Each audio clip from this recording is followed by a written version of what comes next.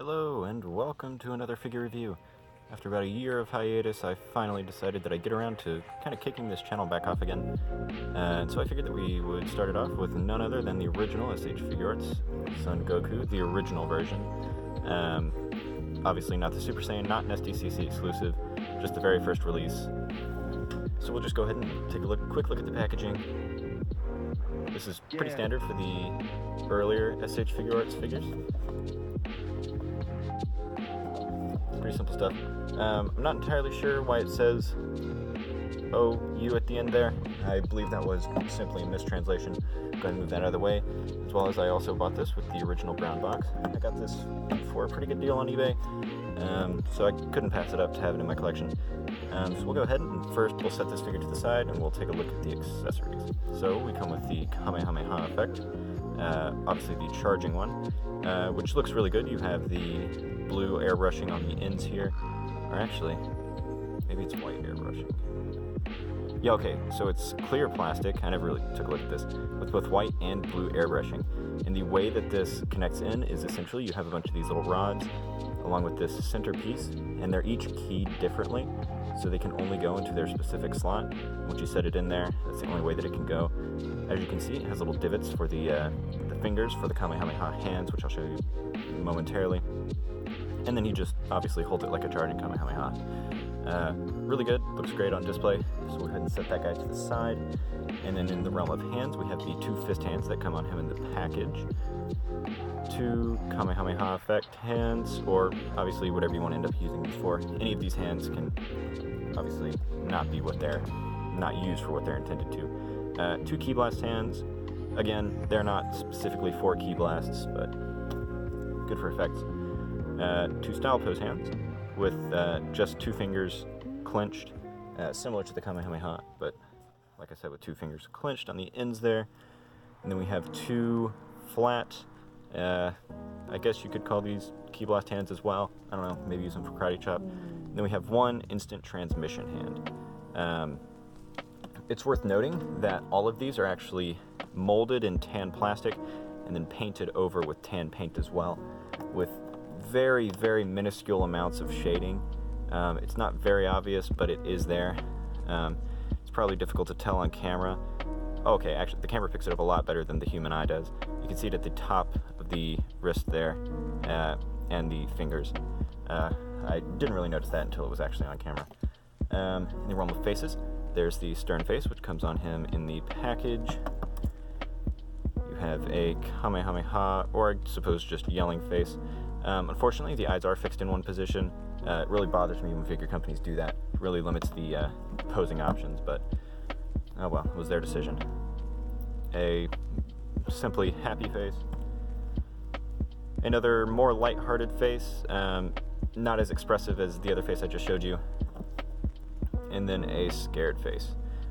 And then I'll show you real quick how these interchange on the head. You simply pull the front piece of the hair off, and there you have it. It's also worth noting that I believe that these have shading on them. I don't know, it's too hard to tell. If it is there, it's very minuscule. So go ahead and quickly run over the paint details. What I'm seeing on the camera right now is a lot more saturated than what I actually would see in real life, which is why it's picking up the shading a lot more than the human eye does. That aside, you have the all of the tans are molded in tan and then painted in tan. Not entirely sure why they did that. As you can see, the difference between the arm and the elbow. The arm was molded in the exact same plastic as this, however it was then painted in a tan color and then shaded as well. So all of the tan, except for this here, around the collar where it connects to the chest, that is just painted. The blues and the oranges, they all look really good. There's no obvious paint differences or inconsistencies. The line work on the boots looks really good. It's also worth noting that the paintwork on the faces looks really good as well. There's shading throughout the figure. Like I mentioned earlier on the neck, it's mostly on the skin tones. I haven't personally noticed any on the clothing anywhere. On camera, it's picking up a little bit of shading on the blue, but I believe that's just natural shade, natural shadows being cast from the lights that I have. Anyway, all that aside, we'll go ahead and quickly run through the articulation. So you have the standard SH Figuarts ball hinge ball peg combination, which works well enough, but it's difficult to get heads back on. So figures that have obviously exchangeable heads are going to have issues like you're seeing now. It's difficult to align that ball peg and get it on there. A double ball peg would be much more effective. I don't understand why they don't just use that in the first place. So that gives you full range twist. You can use that ball hinge wherever you want, so you can look down really far. If you want to, you can twist it over to the side to give them a little bit of, I don't know what that would be called, but move the head over to an angle. And then this neck here also obviously is movable, and that's just simply a ball peg, which moves around well enough. You get good range out of that. Looks decent too.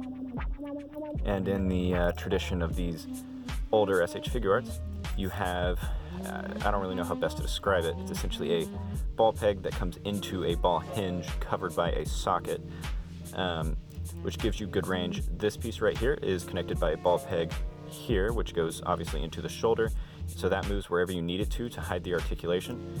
You can bring the shoulder across well enough, you get it up all the way out flat there, and obviously whenever you get these posed, you can just move these little cuffs wherever you need it to. It'll limit the articulation in some cases, but you're obviously trading articulation for look. You get your bicep, well, I guess that would be called a bicep swell up there. This ugly little overhang of plastic. Don't understand why they did that. Not anatomically correct, but they've changed it with the most recent figures if you're not up to date on them. You have a double jointed elbow here. Gives you good range of motion, a little better than 90 degrees. And then right down here you have, this is how you change the hands obviously, which is a ball peg and then a ball hinge, which goes into the wrist. Also not the best combination or idea. You have good range because obviously that hinge gives you really good motion and the rotation. However, that ball hinge, that little piece of plastic is very tiny. I personally have not broken one before. However, I can definitely see how that could become an issue. So I guess just be careful with it when you're working with a figure. For the torso here, we don't have anything in the chest, but we have something here at the waist area. And that's just simply a ball peg, which allows you to move it however you want. Gives you good range out to the side, forward, back, decent enough range. This belt is a floating piece. However, they incorporated essentially a hinge. Well, not a hinge, but a drop down. So that way you can extend it, and then you get even better range out of it, which is hidden by this belt. However, obviously, if you're gonna have him standing up, it becomes a little awkward when you have it extended, so you can just extend it back down. It looks just fine. For the hips, you have well, it's better to just show you. There's a socket inside of the leg, which then has a ball peg, and that ball peg has a hinge. So that way, you get decent enough range out here to the side, or to the front, and then to the side here. However, you're able to drop that down, and you get even better articulation either way, and it still looks good. Obviously, same thing with the torso. When you have it extended, but you're having it straight down, obviously you don't want to extend it because it leaves this big gap, so you just push it right back up. Looks fine. You have a double jointed knee. This is obviously the outdated knee design, because this is one of the earlier figures. Doesn't look the best. Gives you decent enough range. You're really only using one of these joints, and that's this lower joint here. That upper joint doesn't seem to move much.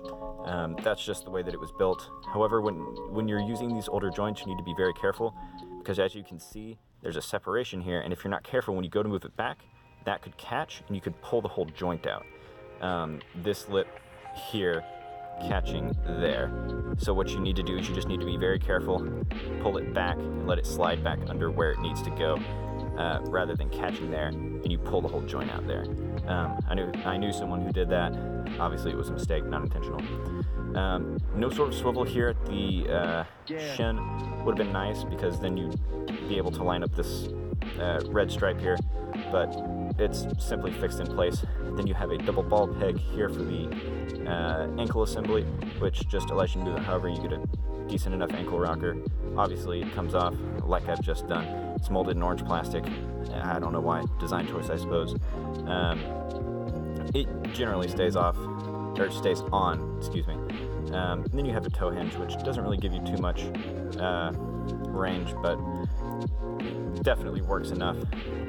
This figure obviously is in the older Akira Toriyama design of Goku. After a very long hiatus, I finally returned. Gotta say, this figure is absolutely wonderful. If you can track it down, add it to the collection. I'm going to be doing my best to upload regularly. Not entirely sure how regularly. It won't be daily. We'll figure it out. That being said, stay tuned. More coming soon.